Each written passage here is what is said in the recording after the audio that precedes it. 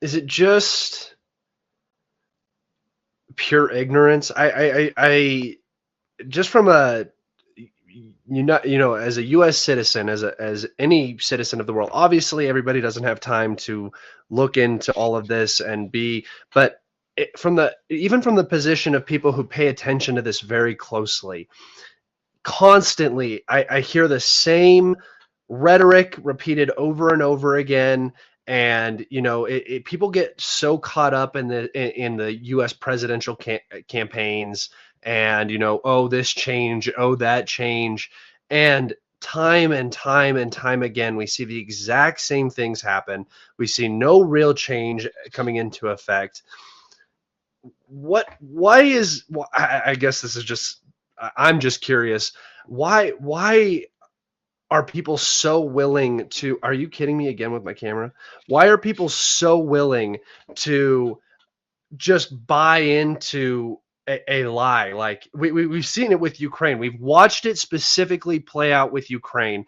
And now we're even seeing the hypocrisy unfold directly in front of our faces. I mean, they talked about international law and respecting sovereign state borders, stuff like this. And the second it turns around, Trump is talking about going into Greenland with military force and securing the Panama Canal and this, that, and the other. And I mean, this is in direct contradiction to the narrative for the past 3 years since this happened, and really the narrative since 2014 when Russia went into Crimea.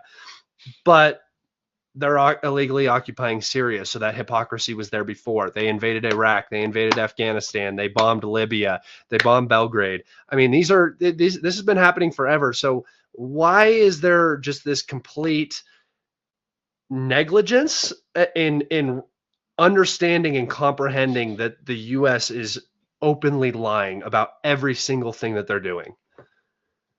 Well, I mean, absolutely. It's exceptionalism. The United States and Westerners are brought up from birth and all throughout their life to believe they are exceptional. They are superior. A lot of people are just outright racist on top of it all, but there's definitely, even if they're not racist, they are exceptionalists. They believe the West is inherently superior. And you will see a lot of these kind of, so-called lefty, liberal NGO from America or from Europe. They're here in Southeast Asia, and their attitude, even though they would swear up and down that they're not racist, their attitude is that these people don't know how to run their own affairs, and they need some white people to come and show them the way. And it's been baked in for centuries, generations. This is what the West has always been about all along: imperialism, colonialism. Look at the British Empire. Look at how the United States picked up right where the British ended. Yeah. And so it has been a continuation. And if you look at every conflict in the last century and this century, it has all been about the West trying to maintain their empire, trying to maintain their primacy over planet Earth. And we remember, and I show that New York Times article, I have it actually open on my screen coincidentally, 1992, U.S. strategy plan calls for ensuring no rivals develop. I mean, that is the plan. That has always been the plan. So that's what it's about. A lot of people have this apprehension about China. Because they are so convinced, almost like it's a law of physics, that white Western civilization is superior, period. And if China is surpassing the collective West, the rules of the universe are broken. This is why people are having this kind of meltdown, and they're unable to cope with it. I mean, you see people having mental meltdowns, but people should just if you don't think that you're an exceptionalist, you don't think that you're racist, you have a problem with China, do the research. Follow the truth wherever it brings you, no matter how uncomfortable it makes you. Look at what's going on in China and just admit that they have a system that works better. They're enjoying peace and prosperity at home. And the only threat that they have is not a threat that they're imposing on others, is the threat the United States is imposing on them. And this is what they're responding to. If you look at the facts, those are the facts. Those are the objective facts. And people call me a Chinese shill all the time, Everything. but yes, but and also a Russian shill. But look at my work and look at what I cite. 100% Western sources, often from the U.S. government Yeah. itself. So that the truth is there. If you want to see it and you're prepared to open your eyes, you can see it. It's ignorance that is imposed on people across the West by the system, which does it deliberately.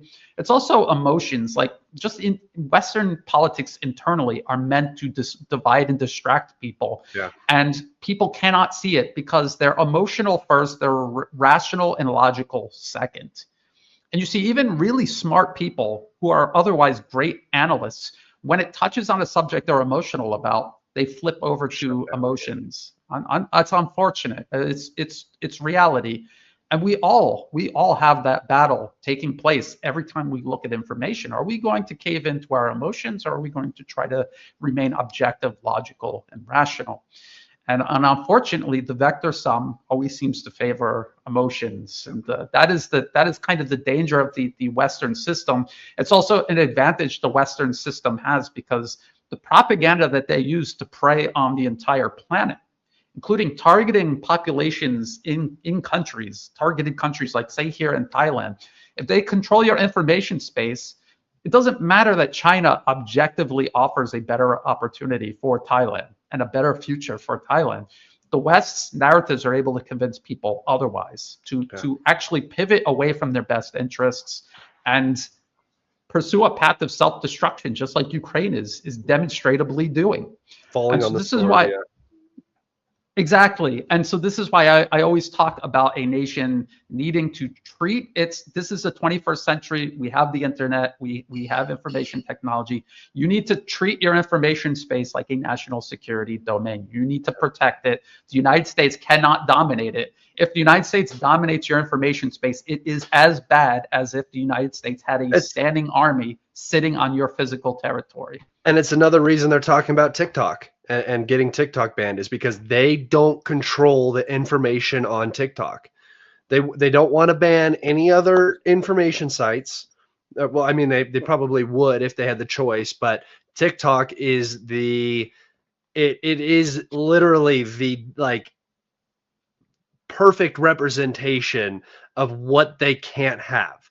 They cannot have an information space controlled by an enemy state, if you will, a state that is going to tell you an opposite of what they want you to believe. And so we saw that with Israel. That was a huge issue on TikTok, was that all of the information about Israel and what they were doing in Gaza was readily available to the American population, and it made the Biden administration look really, really bad because it's the truth. It's right in front of your face, and it's sort of the thing that happened with the Vietnam War, and now that's kind of been tampered down and controlled even more now. So yeah, I fully agree. I think that it is something that every nation should try to do. But then, what the United States is going to use that narrative is that they're trying to control all the information that their population gets, even though hypocritically, that's exactly what they're trying to do.